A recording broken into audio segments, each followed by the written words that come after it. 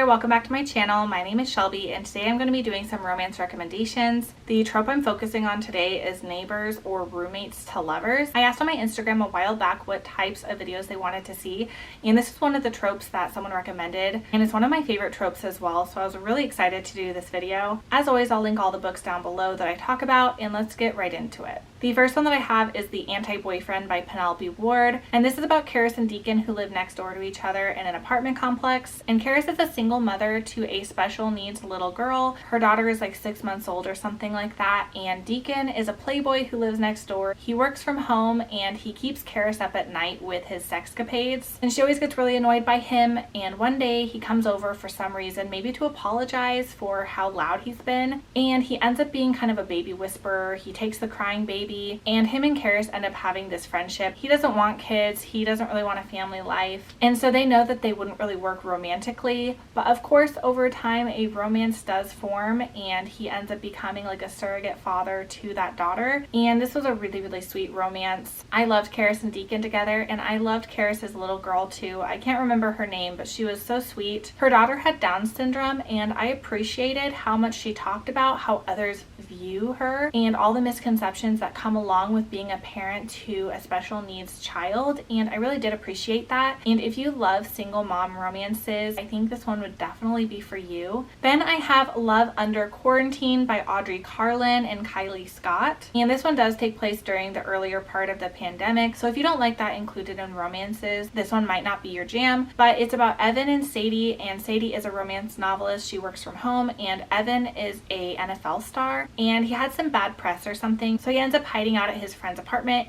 and that's when quarantine ends up happening. So he's next door to Sadie, and the two of them meet on their balconies, and they kind of have this romance over the balconies, and they start texting. So it's slow burn in that regard because they don't really meet for a while, and then when they go places they're really far apart. But I really did enjoy this one. I didn't think I would enjoy the pandemic element to it, and that part wasn't really my thing, but I loved how they were right next to each other in two different apartments and they were trying to stay away from each other. It added a lot of tension to this romance. And I also love that Sadie was a romance novelist. That's something that I really like in romances. Then we have Wasted Words by Stacey Hart, and this one also has a bookish main character. Our two main characters are Tyler and Cam works at a local bookstore slash bar slash coffee shop called Wasted Words, and she is best friends with Tyler. They live together in the same apartment. She thinks that he is out of her league, and he thinks that she is not interested in him. They don't really have success in the dating world because none of the people that they date live up to the best friend that lives at home with them, and it's a friends to lovers romance. I loved this one. It was really cute, and I love the close proximity of the two main characters, and like I said, I love bookish main characters, so this one really worked for me. The next one is actually also bookish, which is interesting, and that is Heidis Guide to Four-Letter Words by Andy Arndt and Tara Civic. And this one I listened to audiobook a long time ago. It is only about 200 pages, but I know that there's an ebook now. It's not strictly audio anymore. Our main character's name is Heidi, and she is kind of a prude. She reads like Amish romances. Her and her mom read them. She ends up losing her job, so she's trying to get a new job. She notices an ad for a place that records romance audiobooks. They are hiring, so she applies for a job there,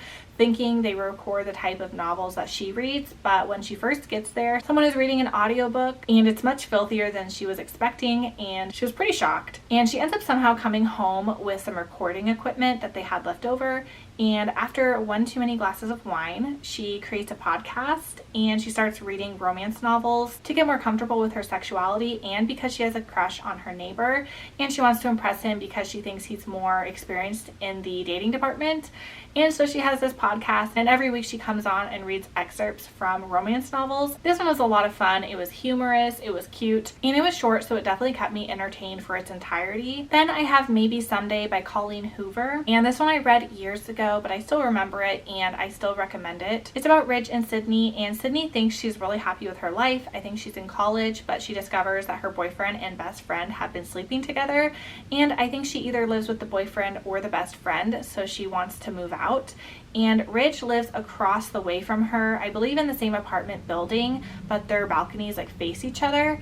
And one day she's on the porch and she sees him playing guitar, and somehow it happens that he offers her a place to stay, so she moves into his apartment, and he is deaf. They have to communicate differently with one another, and he also has a girlfriend. So they are friends at first, but there is some emotional cheating in here. I don't remember there being physical cheating, but I know for a fact there's like emotional cheating, so if that's something that bothers you, I would steer clear of this romance. But if that's something you can look past, I would definitely recommend it, and I liked how much his music that he created played a role in their romance, and I really liked this one. I remember it also being emotional. The last one I have to recommend is Loathe Thy Neighbor by Tegan Hunter.